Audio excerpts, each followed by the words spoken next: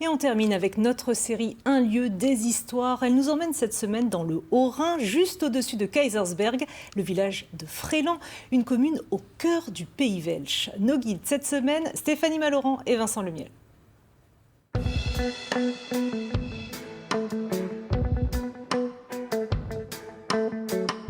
Bienvenue à Fréland pour cette nouvelle série d'Un lieu des histoires. Ici, nous sommes dans un village de montagne de 1370 habitants. Ici, on ne parle pas le dialecte alsacien, mais le patois welsh. Et les maisons ne sont pas à colombage, mais elles ressemblent plutôt à ça.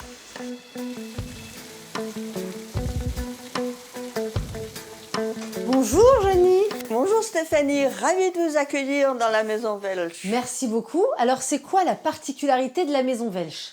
La particularité, je pense que c'est déjà la répartition des pièces. Vous entrez directement dans la cuisine, où vous trouvez évidemment le grand foyer, la cuisinière, en l'occurrence à 4 pots, le foyer pour alimenter le poêle qui est de l'autre côté du mur. Ah oui, et on voit directement le poêle qui est relié à la cheminée là-bas. Oui, et donc qui chauffe cette pièce, qui permet également de chauffer des aliments, n'importe quelque chose qui est à réchauffer, et puis qui sert également à chauffer la bouillotte pour mettre dans le lit. Très bien. Et alors d'ailleurs, cette pièce, on l'appelle le poêle. On appelle cette pièce le poêle. Et nous voilà dans la fromagerie. Dans les maisons welsh, c'était aussi une tradition. Exactement, puisque si notre fromage ici ne porte pas le nom de Münster, c'est exactement le même que celui qui est fabriqué à Münster. Et alors on voit qu'il y a des petits mots welsh sur les objets. Par exemple, l'égouttoir pour forme à fromage, c'est lait cholat. Le saloir, c'est lait salir. Voilà, finalement, le welsh, c'est pas si compliqué. Non. Quand on voit l'objet, on comprend. On comprend.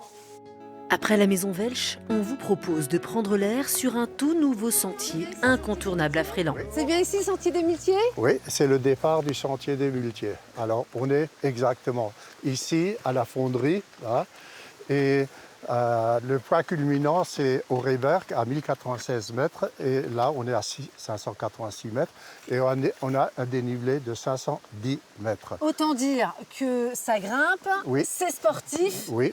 On y va? Oui, c'est parti. On est go. Allez, c'est parti.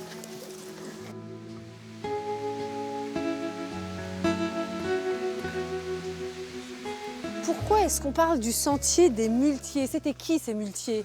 Alors, au milieu du XVIe siècle, le minerai d'argent a été transporté à dos de mulet jusqu'à Fréland, au lieu dit qui est maintenant la fonderie, pour fondre le minerai. Ça venait de Sainte-Marie-aux-Mines.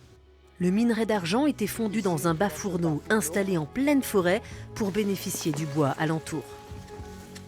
En chemin, on aperçoit l'ancienne pépinière. Les arbres plantés ici servaient à reconstruire les maisons de Fréland détruites pendant la guerre. Aujourd'hui, le site a une autre vocation. On a eu l'idée de mettre des sapins de Noël. Parce qu'on cherchait les sapins dans la forêt comme ça, mais on a dit non, c'est trop compliqué. On a reboisé, on a refait une pépinière, mais pour des sapins de Noël. Nous sommes à 1096 mètres d'altitude, le point culminant sur ce sentier des Muletiers. Demain, nous irons voir un Frélandais bien connu dans la commune parce qu'il possède 3 musées. De quoi? Eh bien ça, vous le saurez demain.